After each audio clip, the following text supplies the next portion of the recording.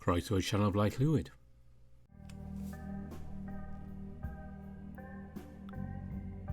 We're back in Sipnivo again. Yes, it's more from Cienie. And the investigation is still going on. Wonder what we'll find this time.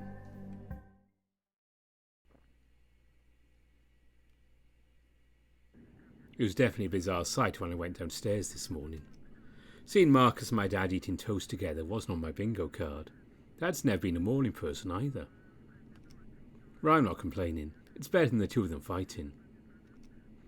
Marcus then offered to give me a ride when I said I was heading to Otto's house. And now here I am, in his car, as he drums his fingers on the steering wheel to the tune of the morning radio, before suddenly turning it off. Oh, before I forget. He reaches into his wallet and takes out an amount of bills. Yeah, should be about 500. What? Well, take it. He presses the cash into my paws. Marcus, don't worry, it's all yours. I stare down the money I'm holding, 500's worth of notes in total. You don't have to do this, though. I know it's a small part of the money you lost, but at least you can help your friend out. Well, since you're boss, I'm partly to blame. Perhaps if I didn't involve you in Camille's investigation, you wouldn't have... My instinct takes over as I lunge towards Marcus for a hug. The car jerks slightly before he regains control. Whoa, careful, I'm driving here. I quickly let go, settling back into my seat. Oh, sorry. Oh, but thanks. Marcus's tail begins to wag, thumping the backrest. I can't help but smile. The conversation fades for a moment as I think back to what happened at home today. Wow, can't believe Dad let you stay over for the night. Yeah, that surprised me too. That is so unlike him. Hey, I guess people can change. I know someone else who could stand to change some habits. I point at the unlit cigarette placed firmly between his lips as he's about to light it. Marcus grunts while spitting out the cigarette and tucking it back into his breast pocket. You win this time, kiddo. I pump my fist in celebration. Anyway, speaking of Carol, I haven't told you about what happened tonight. That's fine. Dad told me. You guys are so mature sometimes. Yeah, but you should know that we're just trying to do what's best for you. Oh my God, Aliash was right. I do have two dads now. So, how was the investigation yesterday? Oh, I was going to tell you about it before what happened last night. I got Doria to talk to me. She admitted that she and Camille knew each other. In fact, they're in a relationship.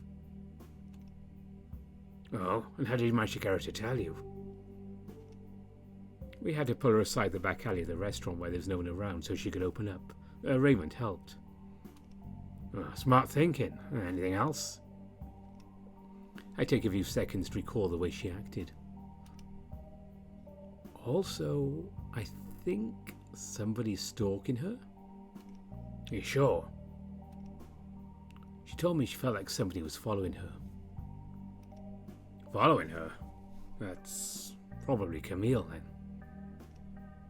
I'm not so sure. She seemed pretty scared about it, and she didn't give me the impression she was afraid of Camille or that he'd hurt her. She seemed more concerned for him. That would explain why she was so scared when I approached her. That makes sense now. Good work, Tom. It was nothing. Marcus falls silent. I can tell the gears in his head are turning. I still haven't told him about us actually going to Comino.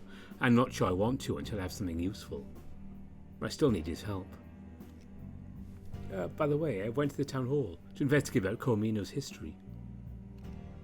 Why are you interested in Comino's history? I thought it would be related to the case about the missing students, since they were planning to visit the place. Marcus frowns before nodding. Makes sense. I found this while I was looking through some files. I quickly send in the picture we found at the town hall. Marcus flips out his phone and stares at the image for a few seconds. This bear does look like Bernard, if that's what you're thinking. Right.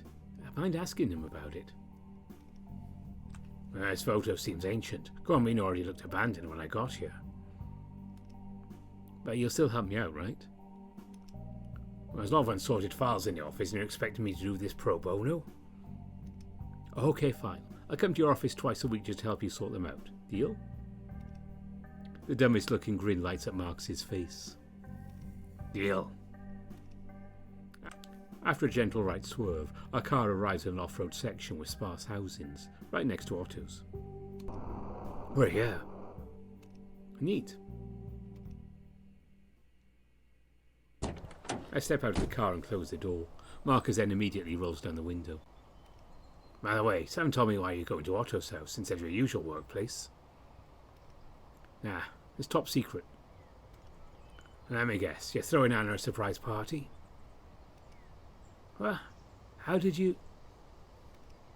Well, I did say she went to the cult fest. That event ended yesterday, so if you put 2 and 2 together... Okay, fine. Just don't tell her if you run into her. Bye, Marcus.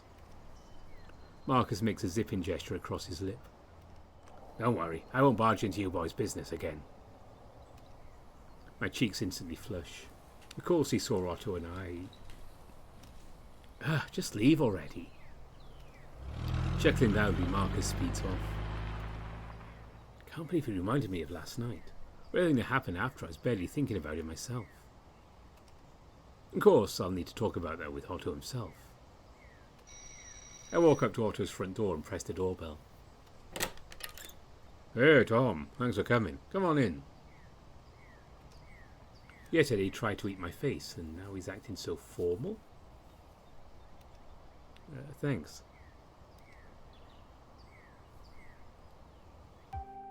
Otto's place is a small and cosy dwelling, located close to the lumber mill where he works. Make yourself comfortable. Bit of a mess, but once we put up the balloons and the banner, it looks super festive.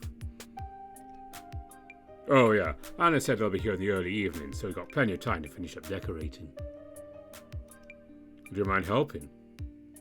That's why I'm here. Neat. Right, let's fix that banner. Otto proceeds to place 2 chairs on opposite sides of the wall and climbs up on one of them. Okay, Tom. Climb on that chair and grab the other end of the banner and help me prop this up nicely. I nod and follow his instructions. Just a scoosh to the right. A bit higher. I can hear every word he says, but it's hard to focus, with my mind wandering back to last night, again and again. Tom? Is everything okay? I still don't answer him as I climb down from the chair and sit on it instead. Otto follows suit, looking puzzled. Hey, Otto. Yeah? Can I ask you something? Sure. Why did you kiss me last night? Kiss? Oh yeah, that was stupid of me. It was a mistake. I shouldn't have done that. Why did you do it, though? Because I saw you looking so hurt trying to help me, and I thought... Kissing me would make me feel better? No, I wasn't even thinking straight, Tom. I'm sorry. Of course you weren't thinking straight, kissing a guy. And you sprint away like a cheetah when my dad walked in on us. I panicked, okay? I let out a huff. For fuck's sakes, Otto. If you're going to do something like that, at least be able to say why. I'm going to ask you one more question. I want you to be honest with me. Do you have feelings for me? You're a good friend, and I... Just answer that. I do. Ever since we became friends. I thought it was just a funny feeling that I grow out of eventually. I thought as much. Well, I didn't. And I was scared of letting everyone down if I came out to them. I put my hand on his shoulder. I think everyone close to you already figured out your preference. Besides, Anna did come out to your parents and that turned out fine. Yeah, but by then my parents already assumed that I'd end up marrying a woman inheriting the family's business. Okay, so maybe everyone except your parents. If they knew the truth, I feel they'd never think any less of you. Matter of fact, I think they'd be happy for you. A sad smile forms on his face before he turns around and picks up some balloons rolling on the floor. Anyway, we need to tie these balloons together. I give him a smile. Sure, let me help. The conversation peters out as we focus on tying the balloons. I'm glad he finally confessed with his own words. But I'm unsure how to handle it from now on. So, David's back, huh? Hmm? That's nice. Why? Well, you two used to be really close. I gave him a sideways glance. Is this why you finally decided to make a move? It's a different story now. But you still like him, don't you? I raise an eyebrow at Otto, unsure if I should feel amused or annoyed right now. Would you be jealous if I said so? Otto slowly nods. Given how much you've kowtowed to your family's wishes, you could be quite selfish yourself. He blushes as he looks away, silent. Honestly, I feel irritated he simply ran away after the kiss.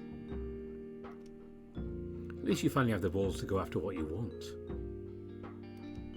As for David, he's a complicated issue. It's hard to say at this point. He did ghost me for 6 years. And I'm not sure if he deserves a second chance yet. I see. Well, either way, it's okay if you don't feel the same way. I get it. Well, we did have a proper snog before my dad walked in. Didn't realize you're such a good kisser. Why did you learn that? You know what? Don't tell me. Okay. Otto averts his gaze, looking down, but I catch a slow curve of a smile forming. It's subtle, almost hesitant, but unmistakable. Perhaps he's glad he's finally opened up about his feelings. But if I were to reciprocate his feelings, I must also be honest to him about Jakub. Otherwise, I don't know if things would ever work out between us.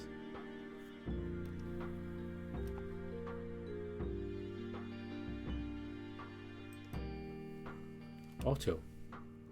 Yeah? Can I be honest with you as well? His eyebrows raise slightly as he takes some time to respond. Sure. About the money I was supposed to give you. I haven't told you how I got it in the first place. I don't know what he'll think of me, but it's too late to turn back now. Remember the lawyer I told you about? The one I said can help you? Mm-hmm. I met him when I was at my university. His name is Jakub. We dated for a bit, until I found out that at the time he was already married to a woman. When I confronted him about it, he explained that his marriage had turned stale, and he already knew that his wife had also been cheating on him. But they stayed married anyway to keep up the appearance of a well-off family. After uni, I was going to cut him off for good. But he managed to convince me he should keep having hookups and offer me a large sum of money each time. And everything turned to shit as my mom disappeared and my dad became an alcoholic. That's how he keeps creeping back into my life. Every time I'm in a pinch, I keep crawling back to him. I take some time to mince my words. I'm struggling to carry on. I can only stare into his glassy eyes. So, the money you got was after you met him? I'm sorry. You probably think I'm such a whore now.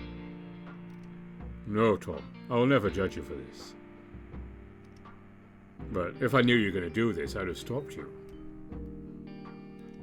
You needed the money. Otto gets closer and sits next to me, grasping my knee. Don't worry about it, Tom. I'm sorry that I dragged you into this, though.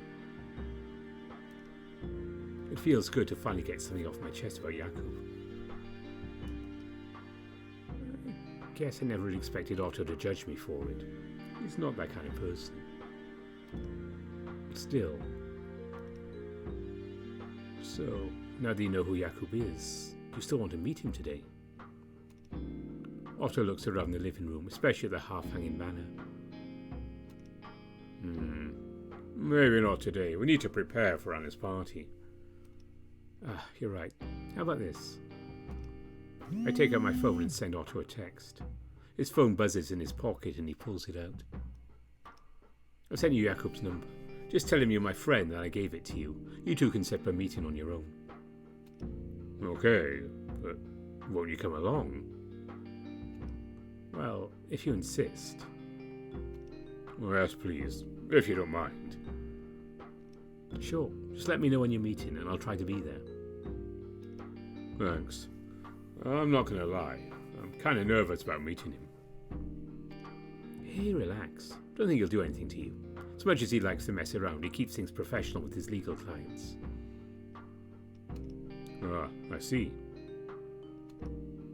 Plus, I don't think you're his type. Oh, then what is his type? Oh, I get it. Otto's phone buzzes again and he picks up the call. Hey, Mom. Oh, thanks, Mom. Yeah, we'll be on our way soon.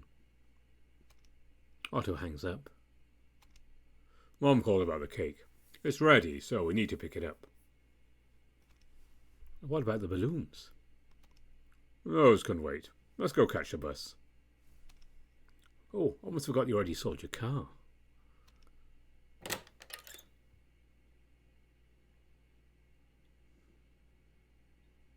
My morning has been slow, like my thoughts, heavy and drifting. And at times like this, I again find myself thinking about him. He'd always been dedicated to his profession, always holding fast the belief that people could be saved. And yet... The ringing telephone jolts me from my daydream, putting me back into my dusty office. The scent of burnt coffee lingers, mixed with strong tobacco. I shake my head, trying to dispel the heavy thoughts, while reaching for the receiver. Tishko involved in a detective agency. A familiar voice crackles through the line. Hello, Marcus. I straighten up in my chair, ears perked. Oh, Igor? Yep, how's the investigation coming along? I glance at the stack of notes sprawled across my desk, the pieces of the puzzle still scattered. Slowly but surely. Here's something that might interest you. My ears twitch at his words. A lead? We figured out who the owner of the license plate is. I grab my pen, ready to jot down details. Oh? Who's the owner? Well, it's not a person. The car is registered under a company. A company? Well, that complicates things. Interesting. Have you heard about Fortis Security? I quickly scribbled the name on my notepad and a line in it twice. Did your men do a background check on the company? Yeah, their records check out. Nothing out of the ordinary. I clasp my hands together, resting my chin on the thumbs. I start to ponder. Why would a security company be after Otto? Is money involved? If so, was the stolen money meant to pay off Otto's debt to them? A thought swirling in my head, but without more information, it's just mere guesswork. I see. Thanks for the tidbit, Igor. Sure thing. That aside, something I need to report to you. Igor is silent, waiting for me to elaborate. There was a break-in at Tom's house. Some money was stolen from his bedroom, and we suspect it was Camille. What? What makes you say that? We found a taunting note he left behind. All of our teams go to Mr. Tishko's residence and... Oh no, don't involve your whole team. Tom was against it. I just need someone you personally trust to stay guard at their house. In that case, that's when the new transfers be on the lookout. Do you trust him? Well, he has a good track record. Top of his class in tactical training, fluent in both Russian and German, recommended by the KSP Warsaw Met who have been keeping an eye on him for bigger roles. But do you trust him, though? Oh yeah, I trust him. He won't disappoint. Is it fine if I ask you to be stationed in the Tishko's residence? Yeah, definitely. I'll brief him myself. Thanks for your help, Igor. Do it covertly. I know. On that note, didn't you also ask for my help to interrogate Marcin? I leaned back, rubbing my temple. Right, we should get on that. I've got to meet someone first. I should be free in a couple of hours. Well, in that case, meet at the police station at 2 o'clock. We'll head to his house together. Just like old times, eh? Igor chuckles over my comment. I was going to be the good cop this time. I haven't made up my mind yet. We'll see. See you later then, Marcus. Later, Igor. I let out a slow exhale, rubbing the bridge of my muzzle.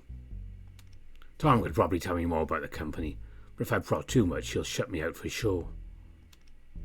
For now, it's time to meet an old friend.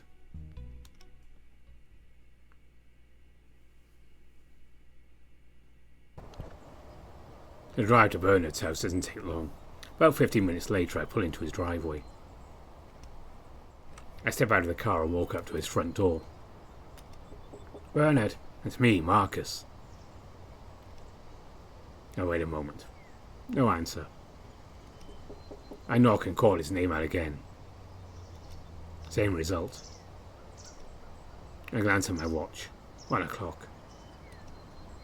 Right, it's usually in his backyard around this time doing some gardening. I circle around the house, following the narrow pavement towards the back. And just as I predicted, there's Bernard, crouching near a flower bed, gardening fork in hand. Good afternoon, Bernard. Bernard turns at the sound of my voice. Marcus, I didn't expect you to be checking up on me at this hour. Sorry for coming at such short notice.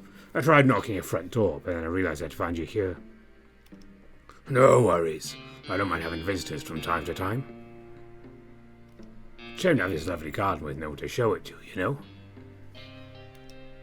He points at a picnic table next to me. Can you hand me that knife over there?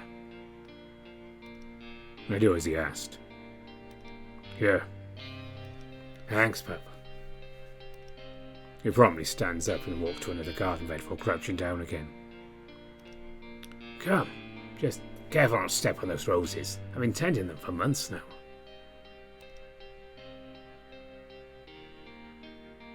I proceed to navigate between the rows of flowers, lightly stepping on the grass as if I were on a tightrope, while kneeling next to him.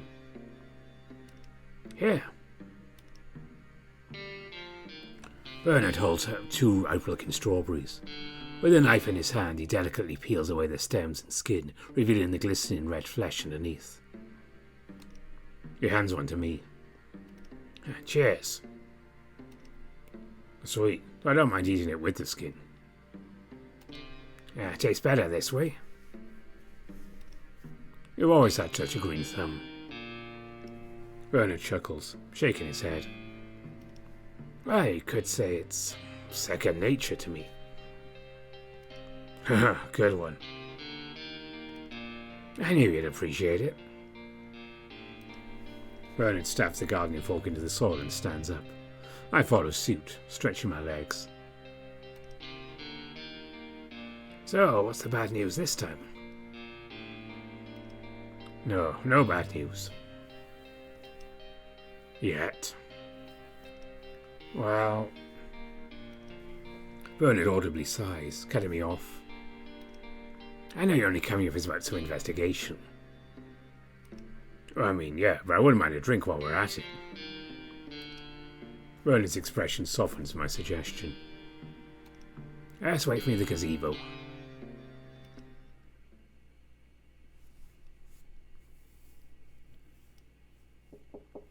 Mom, we're here. Just a second. Otto, Tomek, it's so nice to see you both again. I'm greeted with the customary hug that Ginskis always offer their guests. Come on in. Thanks, Mr. Ginski.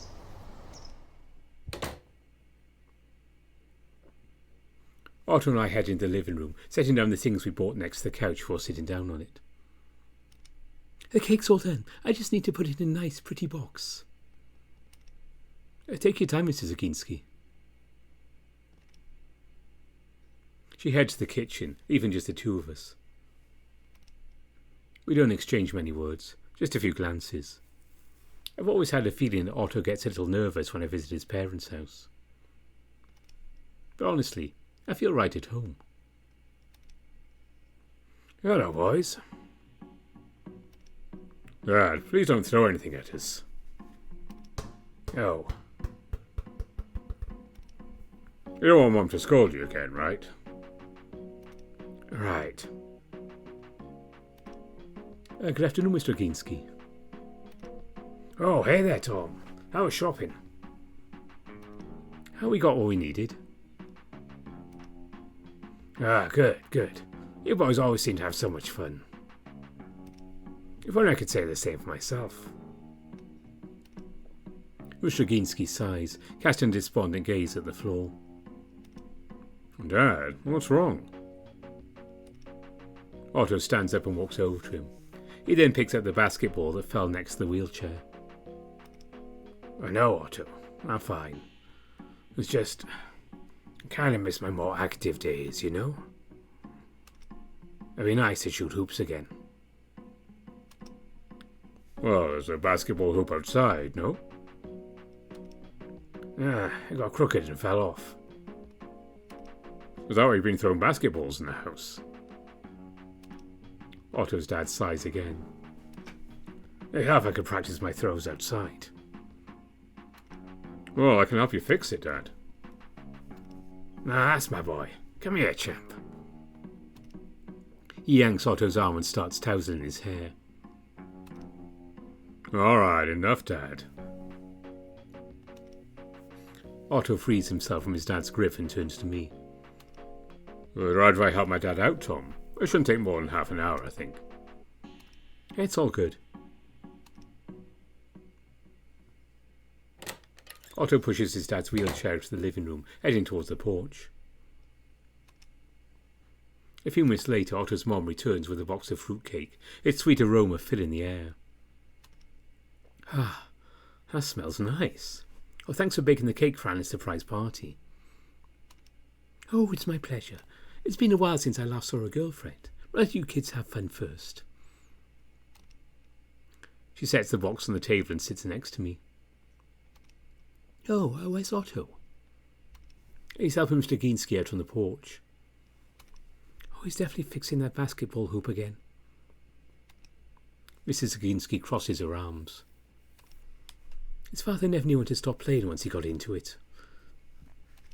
Well, he used to be throwing it outside the house. Her shoulders eventually droop into a more relaxed position and she gives me a smile. You're right, Tomek. So what will you guys be doing tonight? I don't know. Probably a lot of eating, drinking, talking. I'm sure you guys will have fun regardless. Mrs. Zaginski focuses on the television as our conversation peters out. Now that Otto's helping his dad, even just the two of us, this could be my chance to ask her about the photo. Actually... Her ears perk up. She grabs the remote to mute the TV volume. Could you look at this photo I have? Oh, sure, sweetheart. I hand her the photograph. Her eyes dart across it, but for a moment her gaze locks onto someone and her pupils dilate. She bites her lower lip. Before I can make any further judgment, her expression quickly relaxes.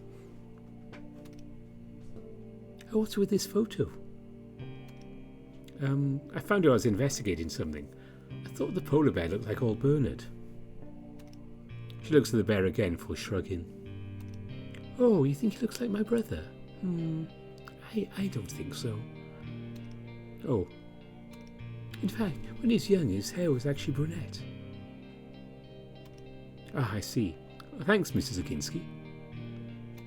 You're welcome, Tomek. I nod as she smiles and hands the photo back to me. Despite what she said, I still feel like the photo triggered something in her memory. I mean, she said he wasn't Bernard. She definitely recognised someone in there. Right?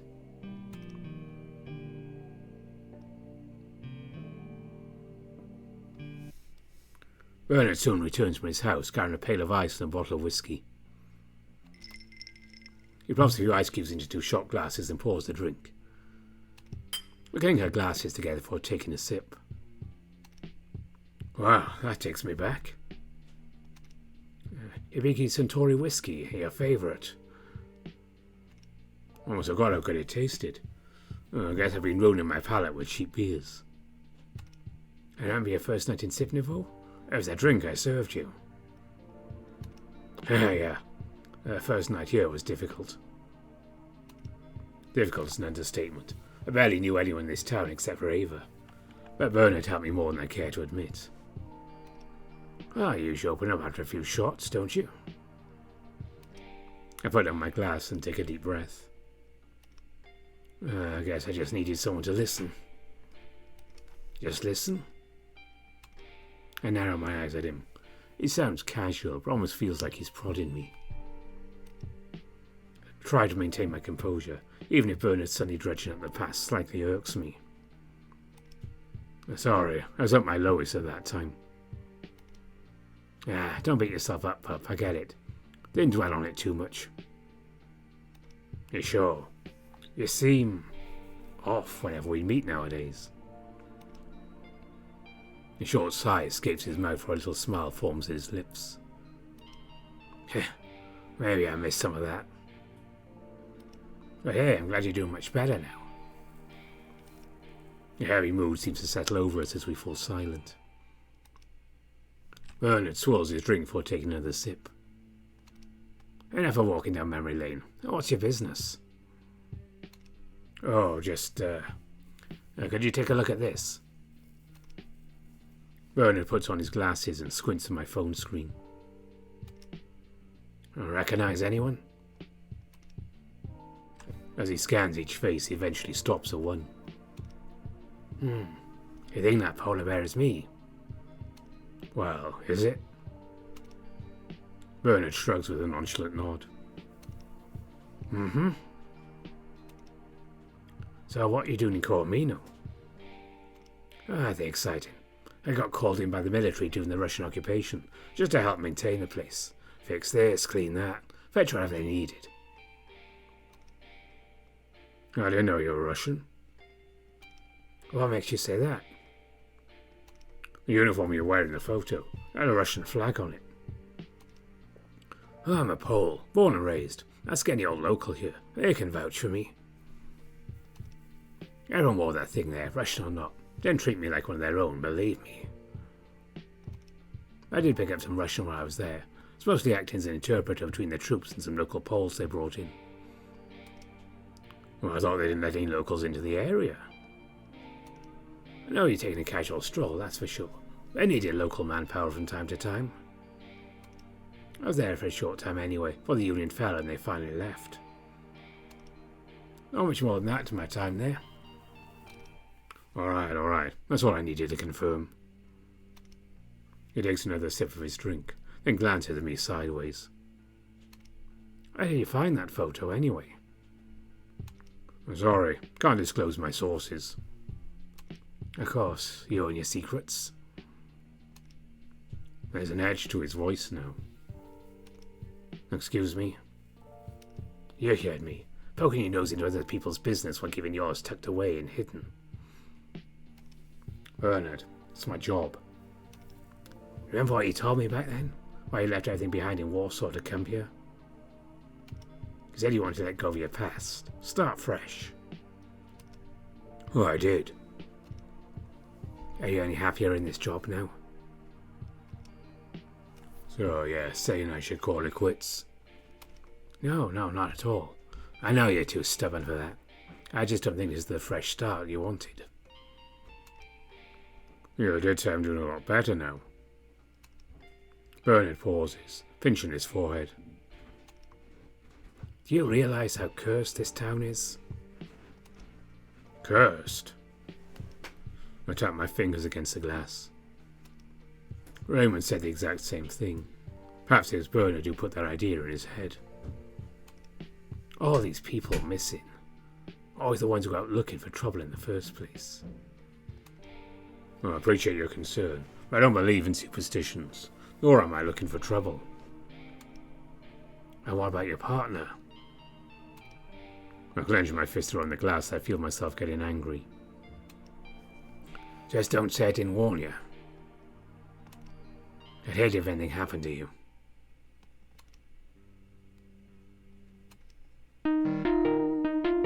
My ringing phone breaks the tense silence. Igor?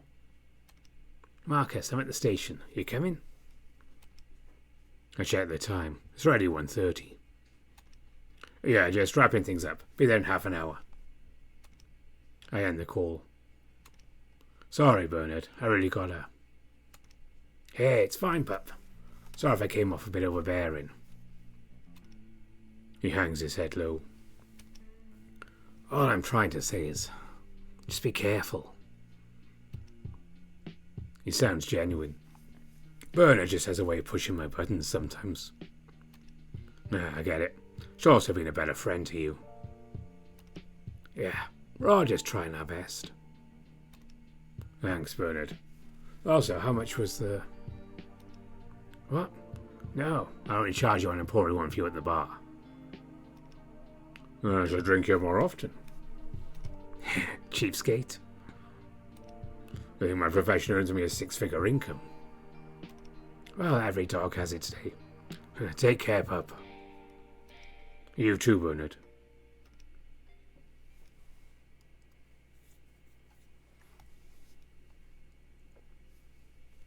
The afternoon is unassuming. Perfect day for a stroll outside. Unfortunately, I have something else on my agenda. I pull over near a gentle curve in the road, right behind Igor's police car. Marcin's driveway is right in front of us. Igor notices me pulling in and steps out onto the pavement. After I turn off the engine, I step out to meet him. So why are we revisiting this witness? Igor crosses his arms. Did you notice anything about Marcin's testimony? About the missing students? Yeah. Nothing jumps out. This account matches what the camp store owner said. Almost too close. Yet Tom managed to find a glaring inconsistency in his story. Which was? Like how he heard what the student couple were arguing about at the gas station. Thing is, he claimed it's inside the store at that time while they were outside. Igor pauses, pinching the base of his right ear. Are you saying he just made it up? Why would he lie? That's what we're here to find out. So, you got a plan to get him to talk? Not really. Let's just knock and see how he reacts. Igor nods firmly. We walk towards his front door and Igor presses the doorbell. Who is it? The cat notices me first. As his eyes shift to Igor, his expression sours. Seriously. Igor pulls out his badge. Martin bends down a little to inspect it for a moment. Igor Borov, Estrovia PD. Good afternoon, Martin. My name's Marcus Waldner, private investigator. As he leans against the door frame, Martin looks calm if unamused at the intrusion. So, would you need anything? Yes, we'd like to ask you about what you saw at the gas station regarding the 4 missing students. Martin grits his teeth. That thing again. Did you already get my statement? The annoyance is understandable enough. It's been a year after all. Yes, but we'd like to clarify something if you don't mind. Sure. He begins to straighten his posture, eyes focused on Igor. So, where were you at that time? Inside the stall? At the till? There? Okay, and you said the cougar and collie couple were arguing? Yeah, something about breaking up. He seems confident about this. Almost too cocky. Maybe now's the chance for me to start poking at his story. You're sure you heard them clearly? You're indoors, right? And you said they were still outside. Of course, I'm not deaf. They were... Martin goes mum, realising his words are finally catching up to him. He leans back slightly. I mean, it looks as if they're fighting about their relationship, and... When you gave out your first account, you said you clearly heard them say. They were yelling. I called a few words. A few? And how did you know they were a couple? I told you, they were yelling. Who cares anyway? How many times am I going to be asked about this shit? I'm always happy with my statement last time. You cops always trying to twist our words because you're desperate and can't find the real culprit, eh? Well, I'm done. Next time, talk to my lawyer. Martin slams the door shut. We stand silent for a moment before Igor slowly backs away from the door and starts walking back to his police car. I proceed to follow him from behind. What do you think about all this? Well, something's definitely off. It's not enough to move forward yet. Should I push for a warrant? No, his mouth is sealed. He won't blurt out anything else after this. Did Boris deal with him last time? I suppose. I can ask him about it. No need for now. We stop near his car. I clutch my waist as my right foot begins tapping the ground. Hey, Igor. Yeah? You can keep an eye out on him for a few days. What for? Just a hunch I have. Are you sure you're not getting paranoid? Maybe. I feel like watching Martin could give us some clues. Sure. Look, I have a wife and 2 daughters at home to look after. Oh, well, in that case... I'm just kidding. I don't need babysitting. I graduate in high school next year. First, I need to get back to the station and file this. Oh, one more thing. I'd like to check with Mrs. Novak if possible. You can clear with Agata for me. Sure thing. You take care, Detective.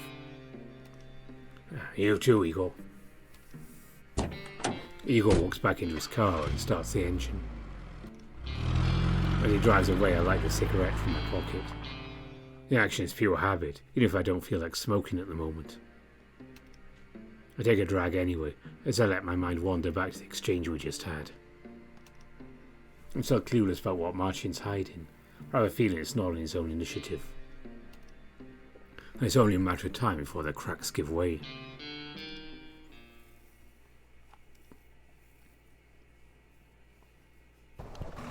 The bus ride back to Otto's place is a pleasant one. The hum of the engine, the rhythmic sway of the vehicle, almost lull me into a light sleep. Otto pats me on the shoulder to bring me out of my daze as we arrive at our stop. The sweet aroma of the fruitcake Mrs. Zuginski baked fills the air as I carry back to Otto's place.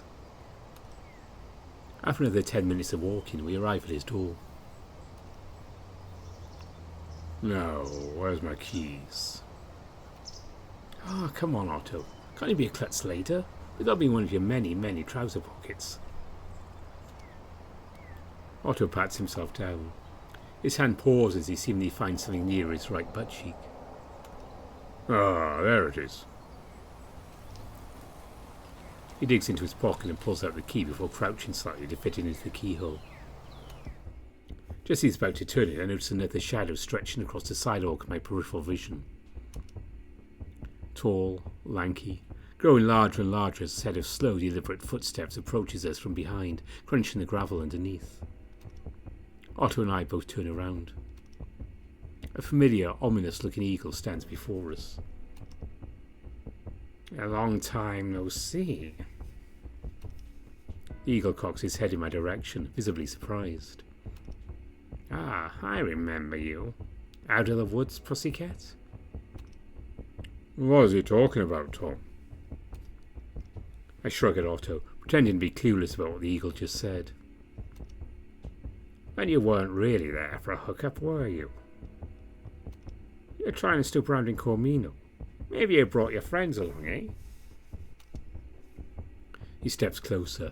Otto brushes past me to put himself between me and the eagle, his brows furrowed. My tail flicks.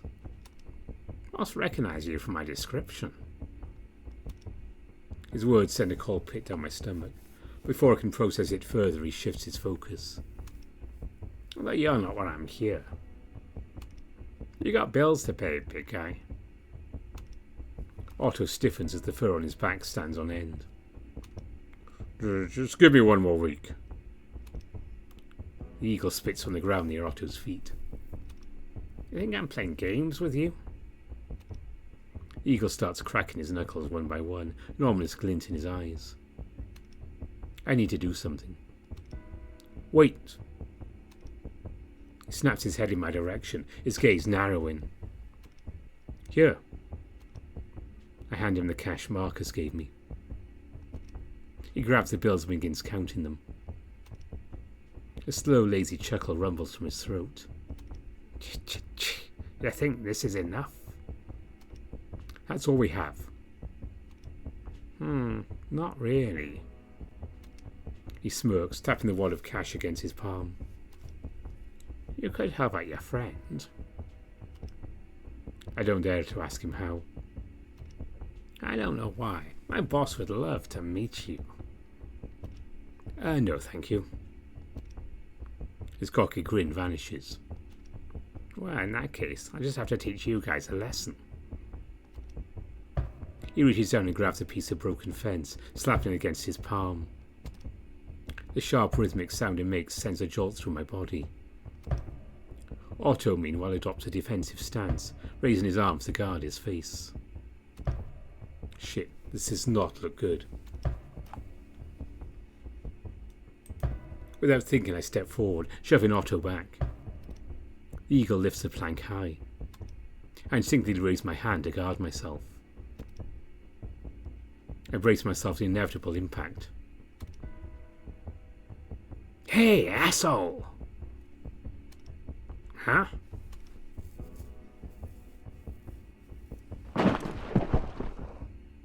Huh? The eagle struggles to yank himself free, but Anna's strength dominates him. With a sharp shove, she sends him rolling off into the dirt. He scrambles back to his feet, dusting himself off, clearly caught completely off guard. What the hell do you think you're doing here? I'd like to ask you the same question, girlie. You better fuck off or I'll break your hands for good. The eagle begins to step closer. Branna bares her fangs and snarls, which stops him dead in his tracks. You're lucky I don't hit girls. Just admit you chickened out, bird brain. His right eye twitches, but he says nothing. Instead, he turns sharply and walks away, seemingly headed towards a motorbike parked some distance away down the street. He pauses to glare at Otto. See you again soon, big guy. Make sure you got your payment. With that, he speeds off into the evening. Silence hangs in the air before Anna finally turns to us, arms crossed. In response, I raise the cake that I'm holding towards her. Surprise?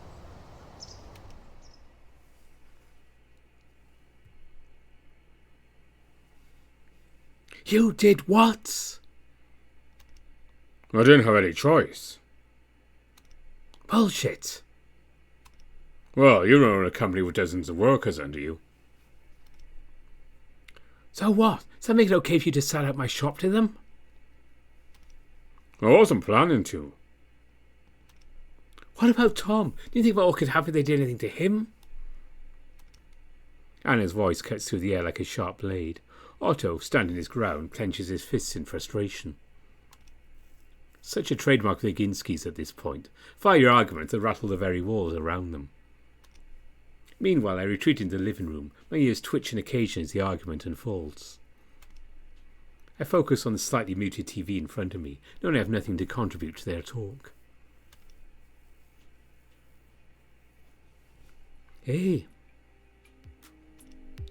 I turn my head to see Selena, Anna's girlfriend, plopping down beside me. Hey Selena, how was the cult fest? It was... Selena's eyes light up over my question. Awesome! Oh, we got to meet Legion of the Damned members, and we couldn't stop headbanging like maniacs to the whole concert. She leans forward, her ears perked, clearly still riding the high from the festival. Anna bought a bunch of merchandise, bracelets, t-shirts, and of course they don't call it a cult fest for nothing. That's some occult shit happening. I nod. You know, talisman stalls, demonology exhibition, rune-making workshop. Oh, that was my favourite. We made protection runes for each other. That's cool. I can use one myself.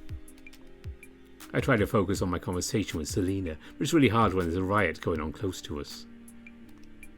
We're on to Amsterdam after that. Oh, you need to go there with us someday. It's so fun to just ride bikes in the city. And surprisingly, have decent food too. Have you ever tried race to fill? Not really. I shake my head, a little smile tugging at my lips. Oh, you have to try it. They bring out like 20 different dishes, and you can gorge on everything. Also, Selena suddenly stops mid-sentence. Her eyes dilate and her cheeks flush as she looks at me. She quickly covers her mouth. Anna sure is tearing Otto apart. I feel bad for him. We're both tearing each other apart in a way. Selena laughs. Well, I guess we just leave them to it. How about you, Tom? Hope I didn't leave you drowning in work at the shop. Nah, working in the shop wasn't the worst thing. Oh, right, I remember. You got rescued from the woods a few days ago. How did you? Sorry. We heard about what happened from Anna's mom. Figures. The whole town probably knows by now. Before Selena can respond, a familiar voice calls out from the kitchen. Hey, Tom! I look up to see Anna walking over, a smile having replaced the stormy expression from earlier. The argument seems to have died down, for now. Hey, Anna. Selena was just telling me about your trip to a cult fest. Yeah, it was fun. She joins us on the couch, stretching her arms behind her head. But I was low-key worried about you, Tom. Oh, it's about me getting lost in the woods. I'm fine now. Anna sighs. Oh, Tom, you're such a horrible liar. Okay, I've not been doing so great lately, but maybe I'll tell you after we eat your mum's fruitcake. Hi, I'm feeling rather hungry. Anna stretches her neck towards the kitchen. Otto, are you done cutting the cake? Yes. Shortly, Otto comes to the living room with a plate of sliced fruitcakes. Are you two okay? For now, give my brother a piece of my mind. Plus, I don't want to ruin the surprise party you guys planned for us. Well, you did ruin it by arriving an hour early. Sheesh, might you want to have happened if I arrived a minute later? Otto silently nods. Oh, it sounded like the whole roof was going to collapse. Oh, did it, dear? Anna playfully nibbles on Selena's ear while tickling her. Babe, stop it. Fortunately, nobody dwells on what happened when Anna arrived. Instead, we all enjoy Mrs. Oginski's fruitcake while chatting about our lives. I briefly go to the kitchen to fetch the colourful fizzy drinks we bought earlier. Otto ends up eating most of the cake. No surprise there, he loves his sweets. So, Tom. Yeah? You gonna tell me what's been bothering you lately? I take a deep breath. You see, I think I have a stalker. I let out a hollow chuckle. Anna frowns a little, pondering for a moment, while pinching her chin and raising her eyebrows. That's no laughing matter. It's serious. Oh, don't worry. Marcus is on it. Everyone looks at me with worry. There's an awkward silence till Anna breaks it with a question. Want to do a tarot reading? For what? Well, maybe we can figure out your stalker's deal. I've only seen Anna do tarot readings for customers at a shop. I've never tried it myself. Oh, you should do it. Trust me, it'll be fun. Most of the customers who come in for tarot reading have all kinds of problems. But usually they're people mourning the loss of loved ones, or just superstitious to begin with. Still, who am I to judge how people cope with life's tragedies? I'm not exactly doing great myself. I remember once, a female ram came to Anna for advice after losing her husband. She looked so distraught. I could hear her sobbing and whimpering from the other side of the store while I was busy scanning items at the till. But a few weeks later, I saw her again, smiling this time, as if nothing had ever happened. When I asked Anna about it, she said she didn't take any credit. She simply laid out the cards. It was up to the ram to decide her own path. Whatever Anna told her, though, clearly helped her come to terms with some feelings. After a while I found out she'd proposed to someone she'd started seeing, and he said yes. I doubt he'd have anything close to that effect on me. I'm also not a superstitious person either. But maybe I'll humour her. But just this once. Besides, I don't want to be a party pooper. I sigh. Sure, why not? Right, Cienie and I will set up the table for the ritual. Can I stay here, or...? No personal questions, get Otto. Don't think Tom will be comfortable answering them if you're near. Right, Tom? I nod slightly, shooting an apologetic look at Otto. Oh, don't worry, Otto. It won't take long, we promise.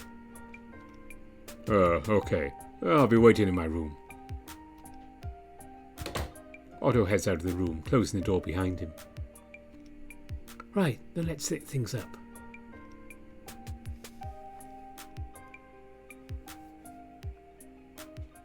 The girls are swift in their preparations. As they finish up, Anna lights a candle in the middle of the dimly lit living room. Is this necessary? If you want to detect any spiritual presence or energy, you need to eliminate as many disturbances as possible. Fair enough. And not only that. Selena takes out a card and flips it over. Show me the back. Oh, they glow in the dark. Yep, we got them custom made by an artist at the Occult Fest. Cool, huh? So, how do we do this? I'll shuffle the deck and lay out 5 cards. Pick 3 out of the 5, and we'll see what they reveal. Sounds easy enough. Before we start, let's clear our thoughts. Take a deep breath for 4 seconds. Then hold it for 4 seconds, or exhaling for another 4. Okay.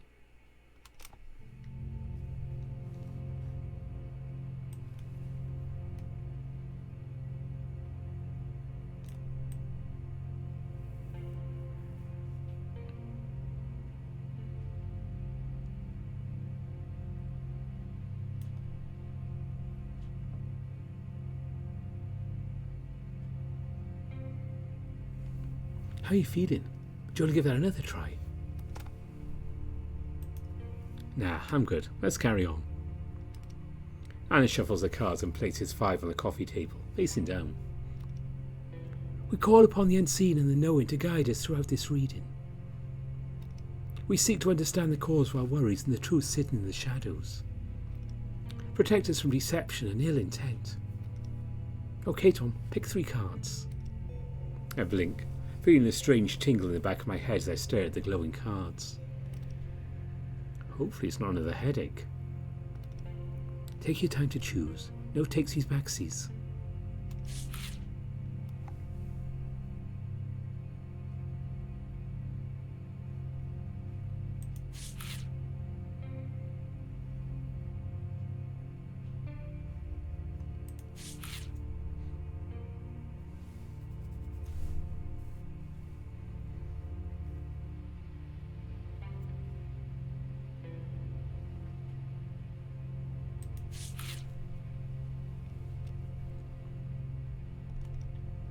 Your first card is Judgment. That sounds ominous. Not necessarily. It's about reflection, awakening, a kind of reckoning. Reckoning? Like karma? Sort of, but it's more about looking inward. This card urges you to reflect on your motivations, why you're pursuing something. Pursuing? Yeah, like, is there something you're striving for? Something that keeps you going? I pause, mulling over her words. Something that keeps me going. The question lingers, nudging at something deeper.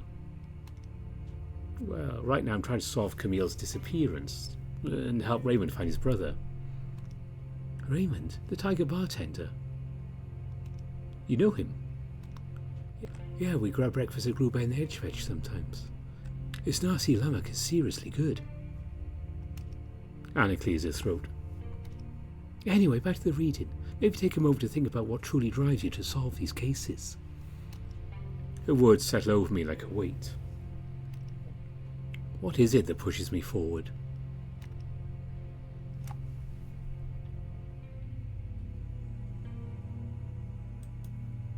Whoever's behind the disappearances shouldn't get away with it. They need to be held accountable.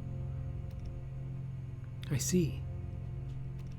Whatever your motivation is, it's important to reflect on it, because in the end it might shape the choices you make. Okay, let's move on. Did you say something? What? No. What's wrong? Oh, it's nothing. Let's proceed. Your second card is Death. I stare at the card. The image on it stirs something uneasy within me. Death? Isn't that bad? Not necessarily.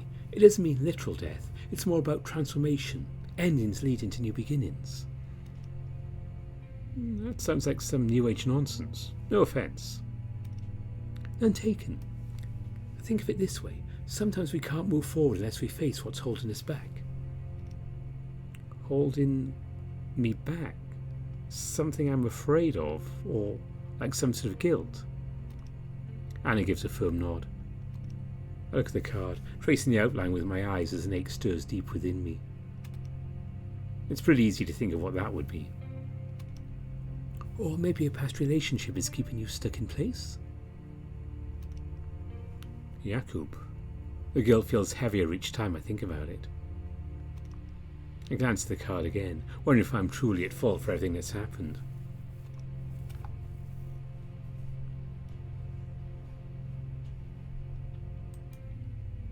Sometimes I do feel guilty about what I did or didn't do in the past. If you think you made a mistake, acknowledging it is the first step towards healing.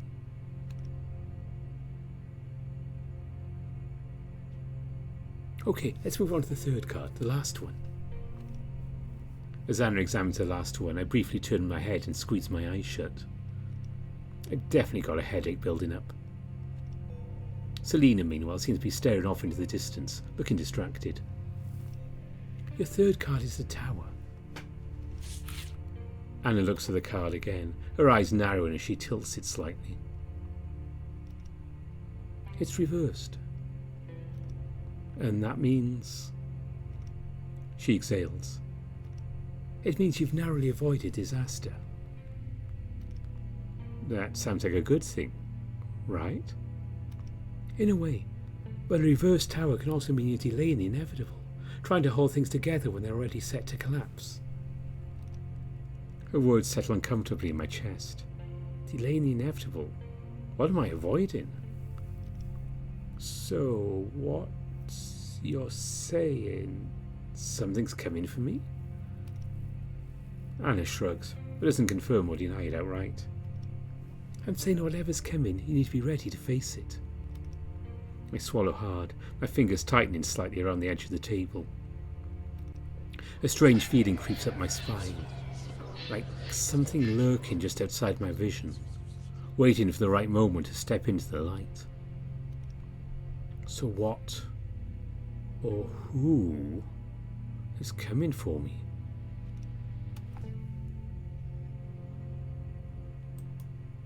A different thought creeps in, one I've been trying to push away. Whatever's in the woods, I'm ready for it. Or at least, I have to be. Although as I think that, it's almost as if an odd sound appears at the edge of my hearing. Anna tilts her head slightly, considering my answer. If you're ready, then trust yourself. Just don't let readiness turn into recklessness. A shiver runs through me. I don't know what's out there, but something tells me I won't be able to ignore it much longer. The tower card still sits on the table between us, an omen.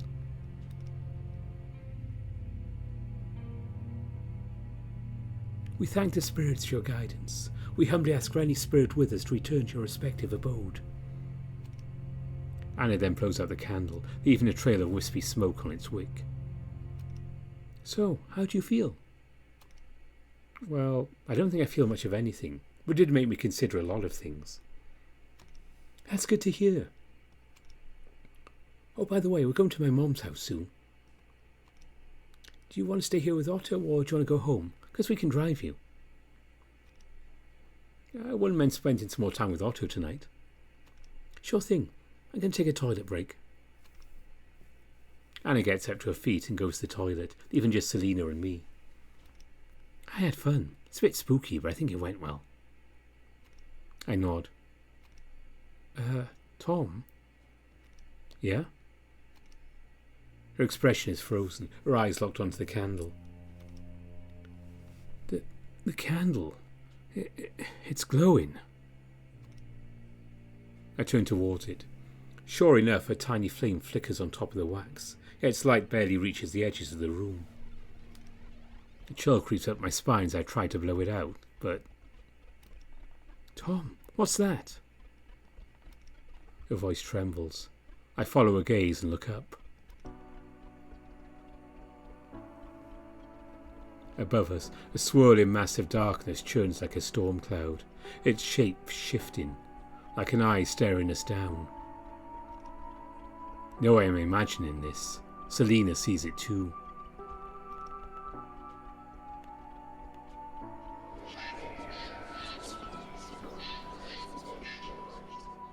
The whole room begins to spin, the walls bending, twisting.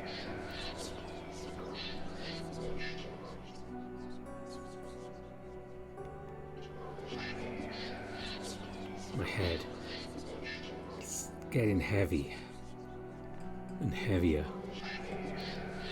Tom. Fuck.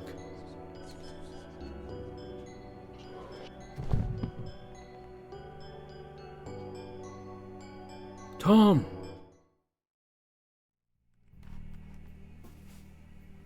And that seems like a perfect place to end this episode of Cienie.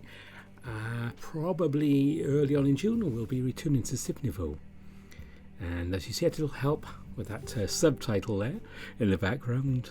So thanks to Paweł, I hope I got that one correctly, who's been helping me with some name pronunciations, and there'll be some more translations, a lot more in the next episode of Cienie. I really appreciate that help. And coming up next week, we will have Infinite Space.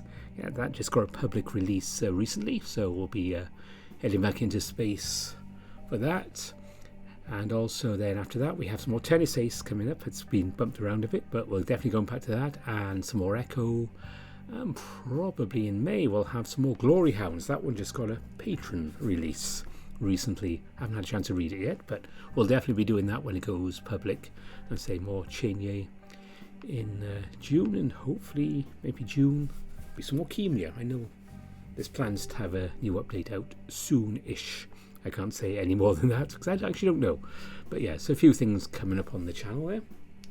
And as always, before I go, I want to say thank you to all my donors on Ko-fi and Patreon, especially in the current economy. And my top patrons are Omar, Spiderling, Samuto, Tiger Cub, Amaterasu, Alan Mayer, Greylock, Lark Huskerton and Gracious Yevon, Andy Peng, Aaron Fox, Bastian, Bieker, Brian Hall, Govers Visser, Exact, Grizz, Harvest Mouse Productions, Evan King, Kartek and Mac Kenya. Special thanks to them and thanks to you for watching. There wouldn't be much point in making all these videos if you didn't. So, thanks for watching. I will be talking to you next time in Finite Space. So, bye for now.